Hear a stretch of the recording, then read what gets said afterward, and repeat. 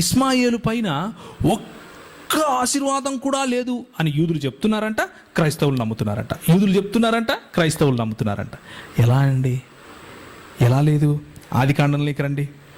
వాక్యం చెప్తోందా? దేవుని వాక్యం అలా చెప్తోందా? ఆదికాండము చూడండి, ఆదికాండము 17వ అధ్యాయం.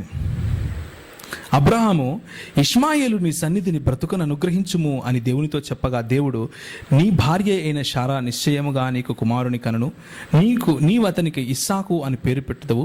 అతని తరువాత అతని సంతానము కొరకు నిత్య నిబంధనగా నా నిబంధనను అతనితో స్థిరపరచదును. ఇష్మాయేలును గూర్చి నీవు చేసిన మనవి నేను వింటినే. ఇదిగో నేను అతనిని ఆశీర్వదించి బారాకా. ఆశీర్వాదం ఉంది ఇక్కడ, మరి లేదంటారా? అబద్ధాలు స్టేజ్ మీద నిలబడుకొని చెప్పకండి దయచేసి. నేను అతనిని, ఎవరు నేను? యెహోవా దేవుడు. నేను అతనిని ఆశీర్వదించి అతనికి సంతానాభివృద్ధి కలుగజేసి అత్యధికముగా అతనిని విస్తరింపజేసుదను. అతడు 12 మంది రాజులను కనును. అతనిని గొప్ప జనముగా చేసేదను. ఇవన్నీ ఆశీర్వాదాలు కాదా?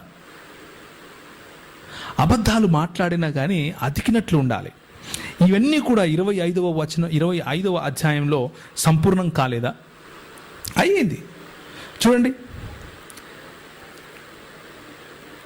25వ అధ్యాయంలో చక్కగా నెరవేరింది. ఇష్మాయేలు జ్యేష్ఠ కుమారుడైన అని వాళ్ళందరి పేర్లు 13వ వచనం నుంచి 25వ అధ్యాయం 12వ వచనంలో ఐగుప్తియురాలును శారా దాసి అయిన హాగరు అబ్రహామునకు కనిన అబ్రహాము కుమారుడగు ఇశ్రాయేలు వంశావళి ఇదే. స్పష్టంగా 12 మంది పేర్లు అక్కడ చెప్పిన తర్వాత 16వ వచనంలో ఇవి వారి వారి వంశావళుల ప్రకారము వారి వారి పేర్ల చొప్పున ఇష్మాయేలు కుమారుల యొక్క పేర్లు వారి వారి గ్రామములలోను వారి వారి కోటలలోను. కోటలు అంటే రాజులకు కోటలుంటాయి, మీకు నాకు ఉండవు. రాజులకు ఉంటాయి. వారి వారి గ్రామాల్లో వారి వారి కోటల్లో ఇష్మాయేలు కుమారులు వారు జీవించారు.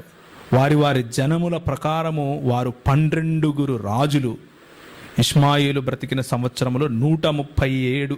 అంటే ఫిజికల్గా ఒక మనిషి జీవించవలసినటువంటి సంపూర్ణమైన జీవితం ప్రభు ఆయనకి ఇచ్చాడు. తన పిల్లలకి ఇచ్చాడు. తన పిల్లలను రాజులుగా చేశాడు. తన పిల్లలకు కోటల్లో పెట్టాడు.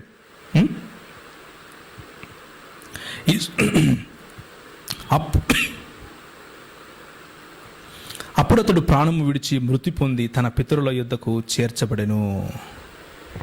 ఇంతకంటే స్పష్టంగా దేవుని వాక్యము ఇంకేం చెప్పాలి?